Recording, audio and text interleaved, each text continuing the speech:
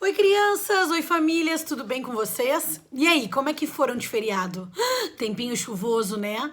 Bom para ficar em casa curtindo a família. Eu espero que vocês tenham se divertido. Então, hoje eu trago uma nova proposta para vocês.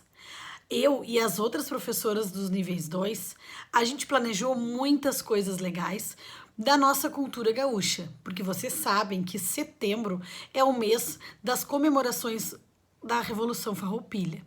E a gente tem muita coisa interessante para descobrir sobre a história do nosso estado, sobre a nossa cultura, fatos históricos, culinária, vestimenta, danças, músicas, muitas tradições. E nada melhor do que muita pesquisa para a gente descobrir coisas novas e se divertir bastante.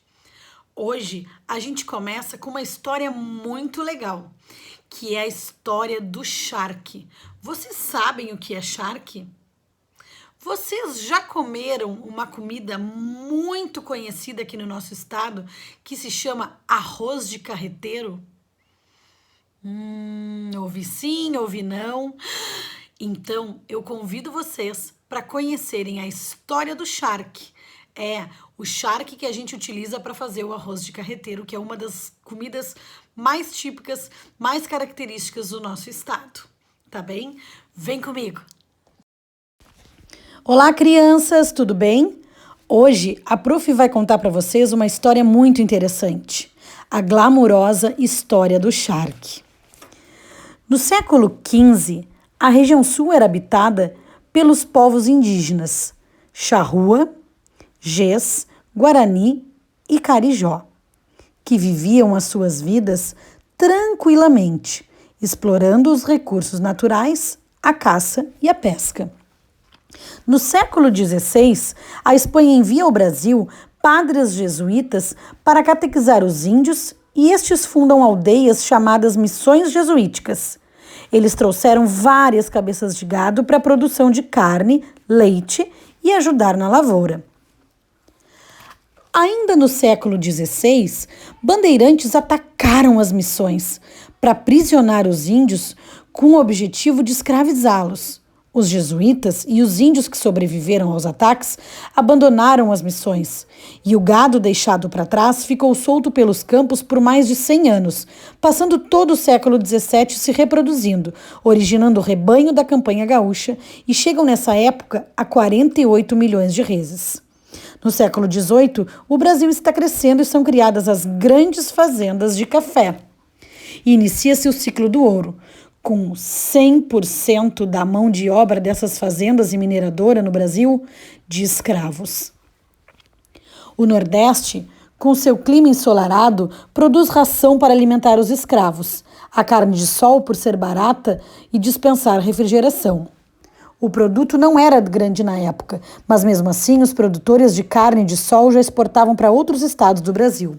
Só em 1777 acontece a seca, conhecida como a Seca dos Três Setes, que dura até 1779, causando a morte da maioria dos rebanhos, inviabilizando a produção do charque no Nordeste. Em 1780, José Pinto Martins, um dos mais importantes produtores de carne de sol do Nordeste, fica sabendo da abundância do rebanho gaúcho e se muda para o Rio Grande do Sul. Em Pelotas, ele recomeça a produção do charque. Excelente negócio, as fazendas de charque se multiplicam. Rapidamente, e por causa da produção abundante, o charque passa a ser vendido para o resto do Brasil e países da América Central. É no início do ciclo do charque em Pelotas que as charqueadas ficam conhecidas pelo Brasil todo pelo mau cheiro e a quantidade de moscas e urubus. O Arroio Pelotas é apelidado de Rio Vermelho por causa da quantidade de sangue de animais mortos nas charqueadas. Escravos de outras regiões do país eram ameaçados a serem vendidos para as charqueadas caso não se comportassem. Tamanho o horror das condições de trabalho. O charque produzido era empilhado em pelotas de couro e conduzido por escravos que eram obrigados a caminhar pela água pelo pescoço pelo Rio Vermelho, cheio de restos de animais mortos. Eles puxavam as pelotas pelos dentes, chegando até o rio São Gonçalo, onde encontravam embarcações maiores que não tinham condições de entrar no arroio Pelotas, porque eram muito grandes. O charque era levado para Rio Grande e eram carregados nos grandes navios para exportação. Em 1814, 50% da população de Pelotas já era composta por escravos. Os charqueadores enriqueceram rapidamente e começaram a ostentar casas enormes que mais pareciam palacetes no centro da cidade, para fugir do mau cheiro das charqueadas.